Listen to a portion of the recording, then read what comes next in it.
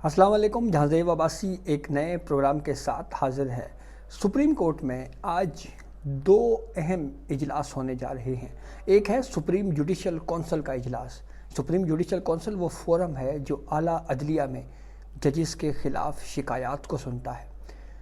इसके बैकग्राउंड में आपको बताएंगे कि माजी में किस तरह से जजेस जो है वो एक तरह से पॉलिटिक्स इस मामले के ऊपर करते रहे हैं।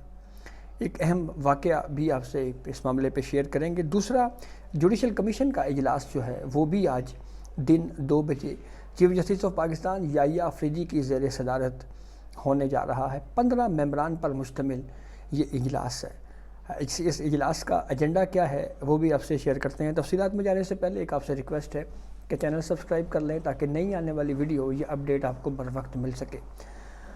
जो पहला इजलास था 26वीं आइनी तरमीम के बाद, उसमें तो सुप्रीम कोर्ट के लिए आइनी बेंचेस की तश्कील के मामले के ऊपर जो जजेस नॉमिनेशन का जो प्रोसेस है वो मुकम्मल हो चुका है।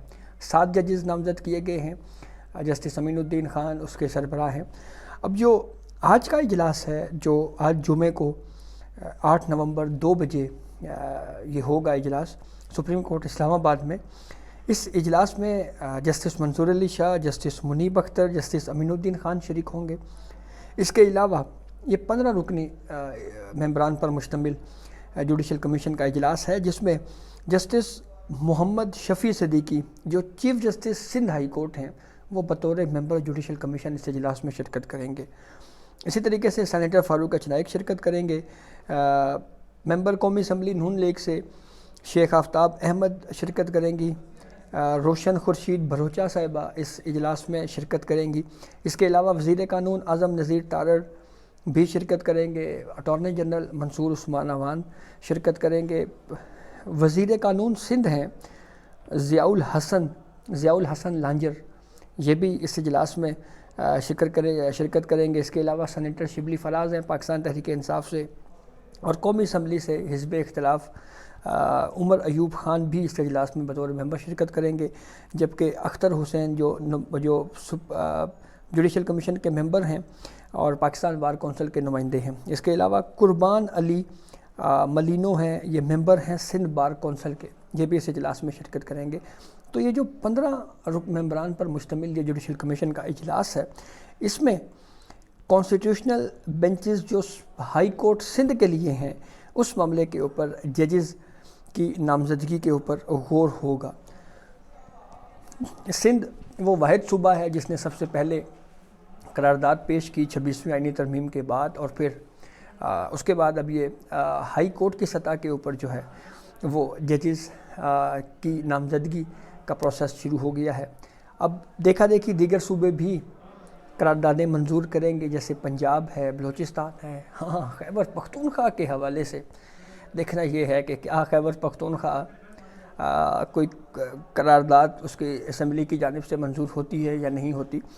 सिंध असम्बली में जो करारदाद मंजूर हुई थी सिंध हाई कोर्ट में आइनी बेंचेस की तश्कील के मामले के ऊपर, उस करारदाद की मुखालफत में पाकिस्तान तहरीक इंसाफ के गालिबन 2 या 3 मेंबरान थे जिन्होंने वोट दिया था, यानी वहाँ पे उन्होंने मुखालफत की थी।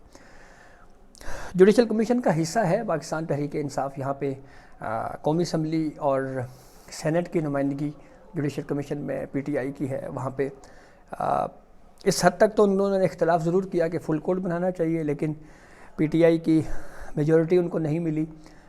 3 मेंबरान ही उनके साथ गए, chief justice Yahya Afridi, justice Mansoor Ali Shah और जस्टिस मुनीब अख्तर साहब, और 2 उमर अयूब ख़ान और शिबली फराज। लेकिन देखना ये है कि क्या एक तरफ यहाँ पे सूबाई सतह के ऊपर आइनी बेंचेस सूबाई हाई कोर्ट्स में होंगी, सुप्रीम कोर्ट इस्लामाबाद में आइनी बेंच काम कर रहेगा, तो एक सूबा अलग कैसे रह सकता है, ये बहरहाल देखने वाली बात है। और इसके ऊपर बहुत ज़्यादा तनकीद भी पाकिस्तान तहरीक इंसाफ के ऊपर इस मामले पे हो सकती है। दूसरा मामले पे आते हैं सुप्रीम जुडिशल कौंसिल का अहम इजलास। जैसा मैंने आपको इब्तिदाइये में बताया कि ये वो फोरम है जो आला अदलिया में जजेस के ख़िलाफ़ शिकायत सुनता है।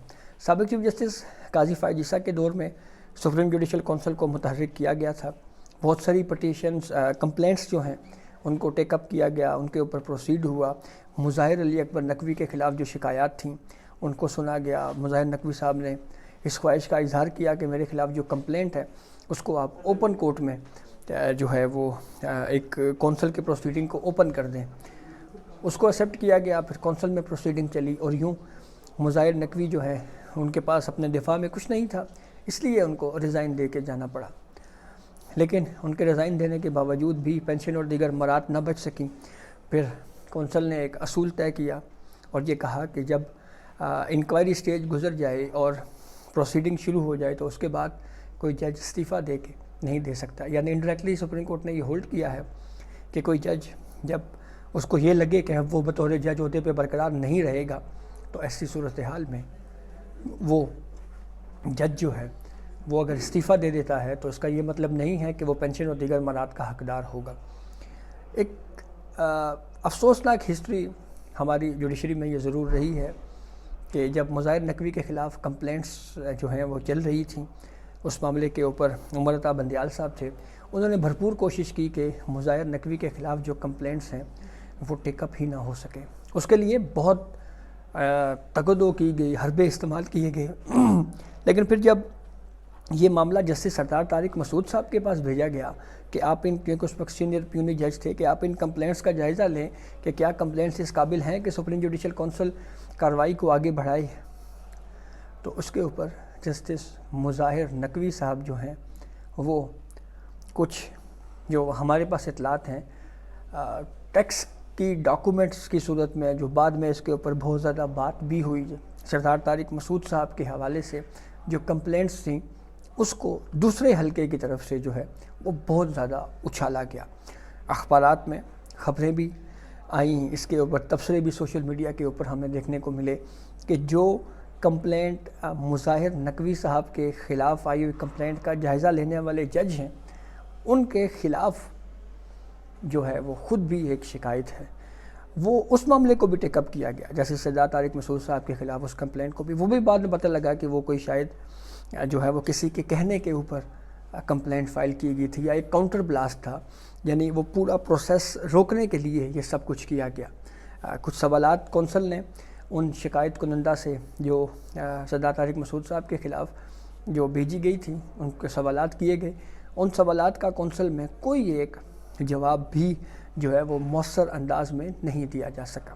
تو یہاں سے آپ اندازہ لگا لیں کہ ود ان دی جوڈیشری جو ہے وہ جو واقعات میں نے آپ کو بیان کیا ہے کہ ود ان دی جوڈیشری جو ہے وہ کس طرح سے پالیٹکس کر کے جو ہے وہ ججز کو بچانے کے لیے یہاں پہ اقدامات کیے جاتے رہے ہیں۔